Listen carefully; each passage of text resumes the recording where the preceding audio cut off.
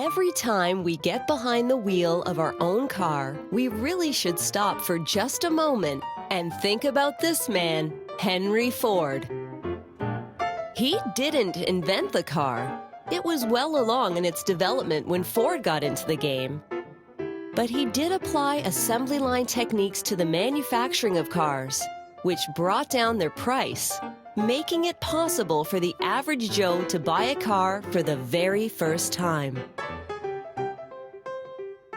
Nearly every car manufactured in the world today owes a little something to the Model T.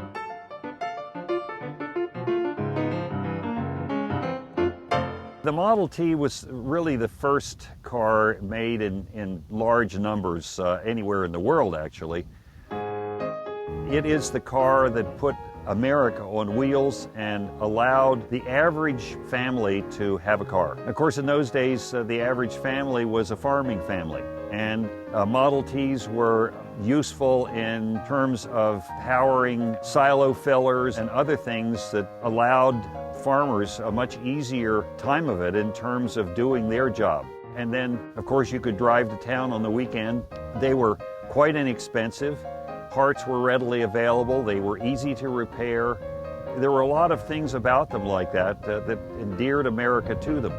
They were sold in the millions. There were about 15 million Model Ts made over the lifetime from the late 1908 to 1927.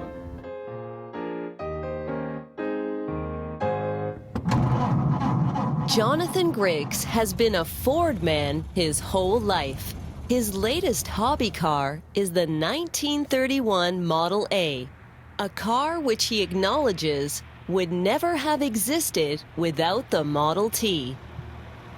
It really is the second most important car that Ford did, the Model T being the first.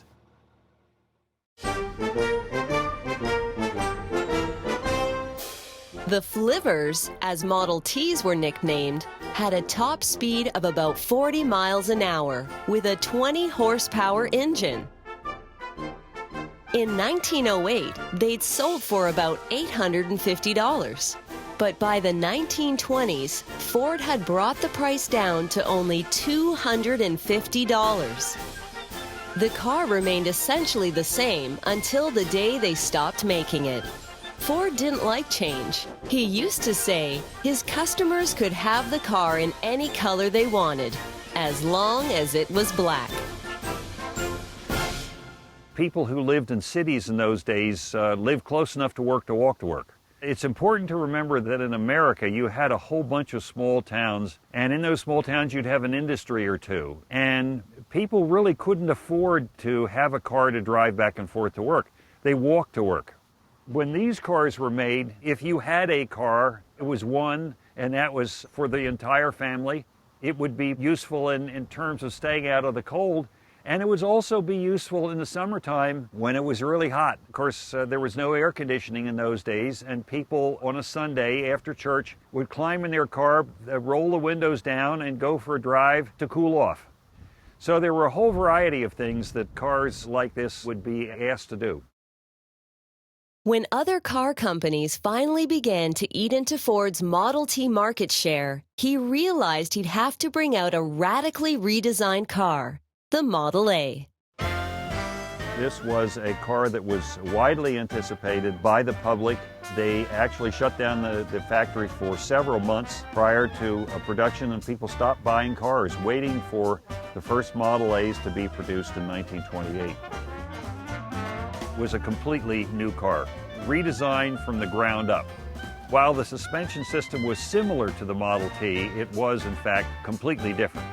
Also had the 3-speed transmission, as other cars did. The engine was more robust and would be more reliable in service than the Model T would be. The bodies were more streamlined. The tires were bigger, allowing for a softer ride. That was changed in the middle of the Model A to make it even more soft and rider-friendly than the Model T had been. Like the T's, the Model A was an amazingly robust car, able to withstand an immense amount of punishment. That pugnaciousness is what still appeals to Jonathan. Model A's are great cars because they're a lot of fun to drive. That's the number one reason for me. Secondly, they're relatively inexpensive. Parts are readily available for them. You can keep them on the road easily. They're just a fun car to have an experience with. Part of it is the sound. Sound of the Model A is unique. The transmission is really well designed and well fit to the power of the engine itself. The car is fairly responsive. It steers nicely. The brakes are very good. For me, I really enjoy driving the car the most. Taking it on tours and trips, trying to find roads where the car will be comfortable. And one of the nice things around here is that there are a lot of roads like that. Unlike the T, which sold for 18 years, the Model A only lasted 5 years before competition forced Ford to bring out yet another model. The end of the Model A was that the four-cylinder engine as the main power plant for Ford was beginning to become not so desirable. Four-cylinder engines of this period are not easily balanced, and so they're rough and they vibrate. Six-cylinder engines are much more easily balanced, and as a result of that, Chevrolet's six-cylinder engine seemed a lot more modern, smooth, and that kind of thing. It gave a much better feel to the car when you were operating it or riding in it. That really marked the end of the Model A. It was followed by a completely redesigned car in 1932. It was planned originally that Ford would have as its main power plant a revised version of the Model A engine. Because of competition, Ford decided to leapfrog Chevrolet and made the first V8 in Ford's history in 1932. The Models T and A were the most important cars in history. They changed the 20th century, allowing it to evolve from a rural and largely static society to what it is today. But for Jonathan Griggs, the history is less important than the sheer pleasure of getting behind the wheel of his favorite car.